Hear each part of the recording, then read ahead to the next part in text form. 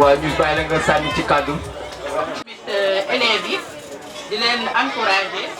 mais tamit di encourager ñi nga xamante ne amuñu prix comme ça déwén incha allah ñu gën a góorgóorlu xam ne ren nekkul woon seen heure jotul woon mais déwén incha allah daneen am. di remercier encore une fois association bi xam ne li ñuy def ne yombul parce que gox soo si nekkee dañ ko war a defar wane ne fa nga dëkk fi nga dëkk rek nu ngi koy toppatooyee lañu lay mën a nawee donc di ñaaxaat xale yi ñu gën a jàng parce que éducation investissement la leneen kàddu bu gën ci waajur bi mooy doom bi nga xamante ne da nga ko éduquer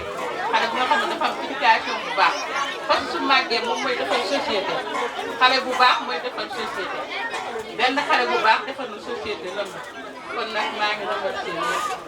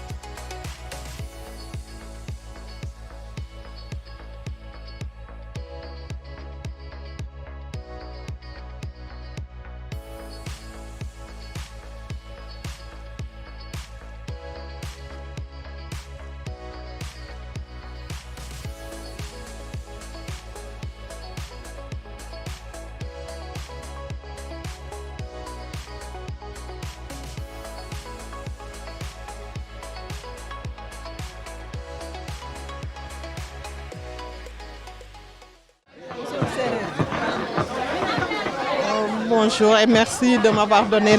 l'occasion de m'adresser à la population wakamoise. Je suis aujourd'hui très honorée par l'association pour le développement inclusif de la cité Avion qui est présidée par Mohamed Fall. Donc ce sont des jeunes très engagés, déterminés pour le développement de leur quartier. Cité Avion est une grande cité. Qui dit Wakam et qui ne parle pas de cité Avion ignore réellement ce qu'est Wakam. La cité Avion engorge déjà plus de 57 000 habitants, donc plus de 30 000 maisons.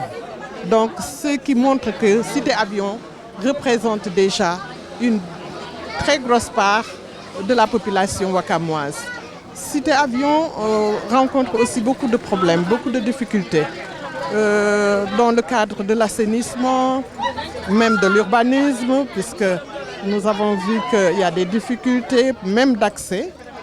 ce qui pose énormément de problèmes à la population. Il y a l'éducation aujourd'hui qui nous amène, puisque nous sommes à un moment où on parle des ouvertures des classes. Des jeunes enfants, des élèves sont primés aujourd'hui et ont reçu des kits scolaires. Cela montre encore l'inclusivité dont parle ADICA, puisque là, ce sont des parrainages qui ont été organisés. C'est la population elle-même qui a participé par des cotisations, des sommes qui ont été collectées par ADICA et qui ont servi à l'achat de ces kits scolaires. Tout cela dans le but de promouvoir l'enfant, l'élève, de permettre à l'élève d'entamer ses cours, ses études dans de très bonnes conditions. Nous ne faisons que les encourager, les féliciter et en même temps aller dans le sens aussi de les accompagner. Nous sommes là, nous sommes des leaders politiques, nous devons voir tous les jeunes qui s'activent dans des domaines pareils pour aller vers eux, pour travailler ensemble, pour qu'on puisse aussi promouvoir le développement de Wakam de manière générale. Donc c'est pour ces raisons que nous sommes venus ici et nous les remercions encore une fois de plus puisque nous étions invité d'honneur à cette cérémonie, que vraiment nous voulons que dans chaque quartier, que les jeunes quand même regardent sur ce que font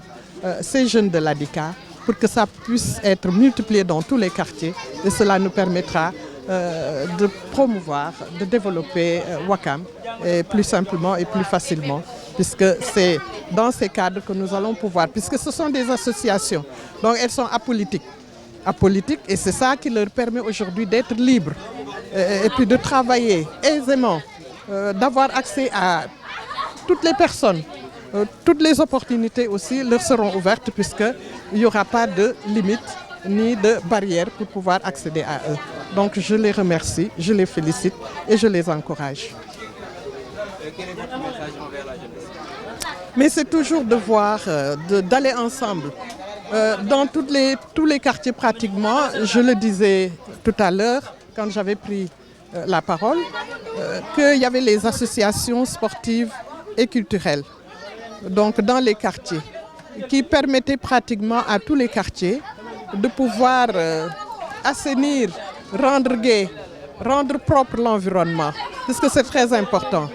Puisque je dis toujours, il faut rendre propre chez soi, devant chez soi et tout le quartier.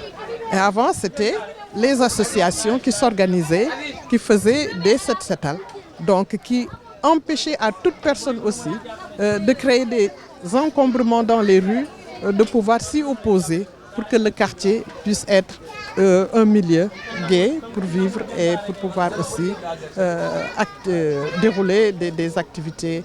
comme on dit, culturelles, sportives, et que cela puisse aussi regrouper tous les jeunes du quartier. Et ça va permettre aussi aux jeunes de ne pas être dans d'autres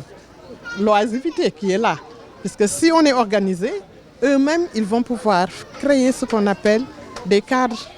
de vie, comme ils l'ont fait. Ils ont créé des bibliothèques. Là, c'est pour aussi empêcher aux enfants d'aller vers d'autres dérives qui quand même pourront quand même bloquer ou bien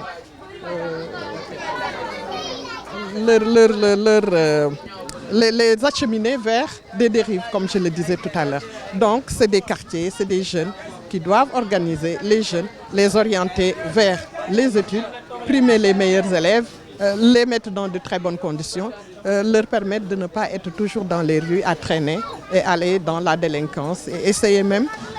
puisque toujours, comme on le dit, on voit qu'il y a la drogue, il y a la cigarette, il y a tout ça, puisque les enfants sont laissés à eux-mêmes, donc ils ne sont pas encadrés et ce sont des jeunes comme l'ADICA qui peuvent aussi créer cette atmosphère dans tous les quartiers. Mais damay gërëm di sant association pour le développement inclusif de la cité avion ki ko jiite di Mohamed Fall mu nekk association boo xamante ne ay ndaw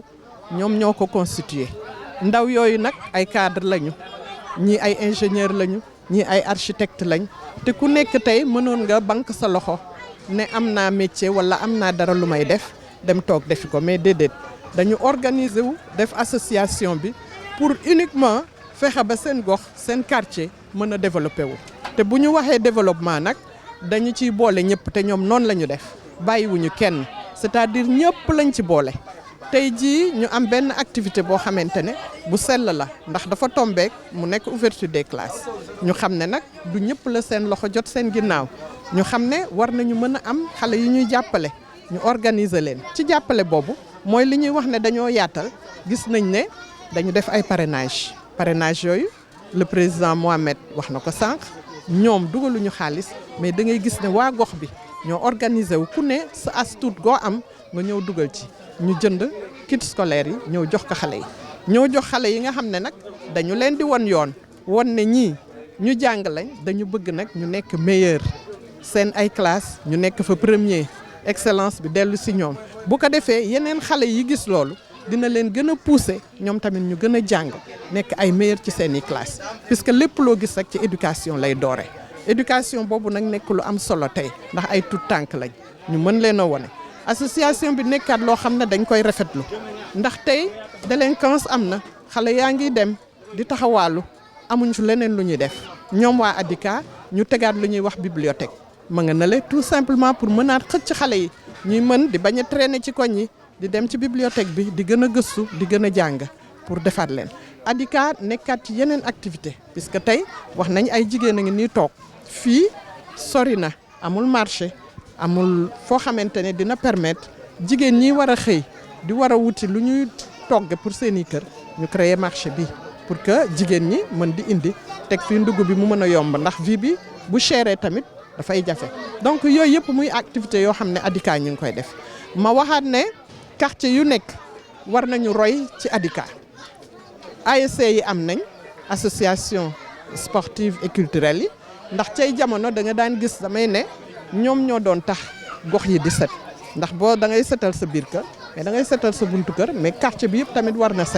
setal yooyu ñu doon def nag gis nga sax président son excellence le président de la république lancé na ko waxaat cleaning day yi puisque yooyu yëpp pour ñu mënaat ci jóg pour ñu mënaat ko def pour gox yi mën a set puisque ñun ñoo fi yeewu ñoo ko war a mën a def te ADICA ci tànk boobu la taxawee kon association yëpp noonu nañu war a taxawee tamit pour gox bi mën a set ñu mën a développer suñuy gox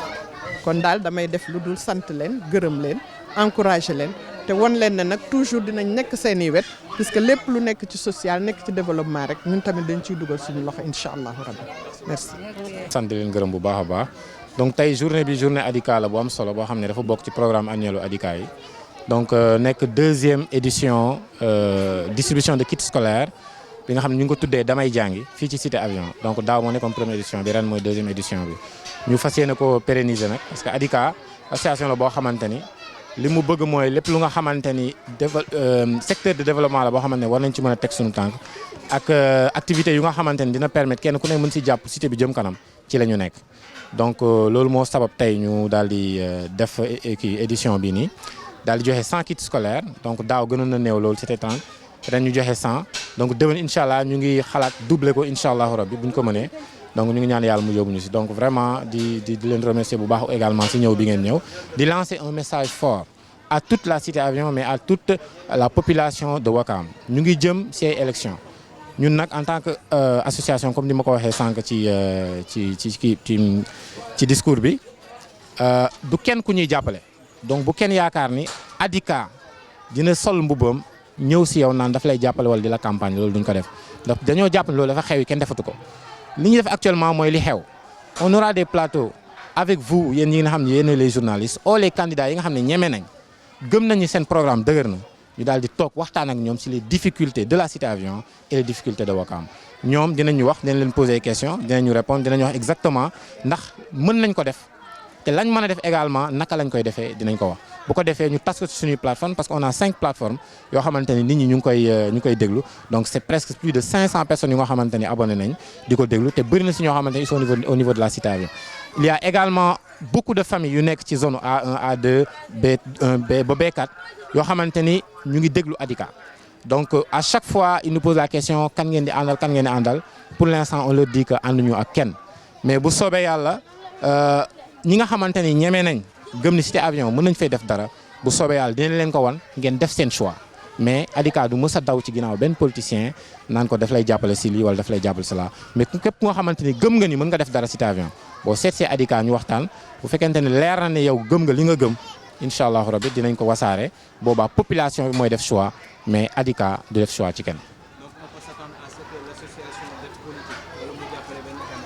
association bi du mës a def politique. en tout cas tant que maa ngi nekk président bu soobee yàlla tant que également ñi nga xam ñoo nekk ci comité directeur bi changé wuñu les textes parce que en tant que association amuñu sax droit def politique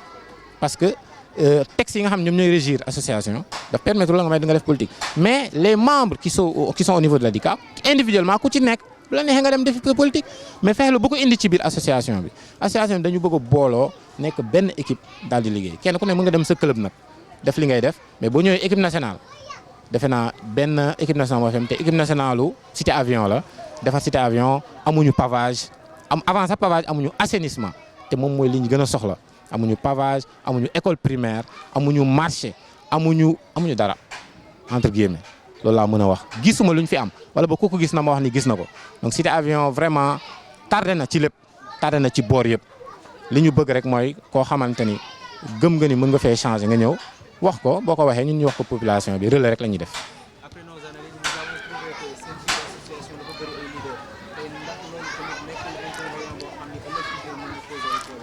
alhamdulilah bu soobee yàlla du mës a am incha allah parce que yàlla dafa def li ñu boole kóllëre la balaa dara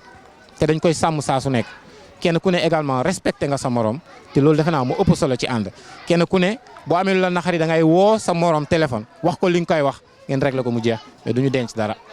ñu denc dara moo tax yàlla def na vraiment sunu ànd rafet na te loolu la ñuy ñaan mu continuer ku ñuy ñaanal également ñaanal ñu ànd boobu rafet mais du mës a doon ay problème leader kii mooy jiite kii mooy jiite parce que jiite bi coono kese la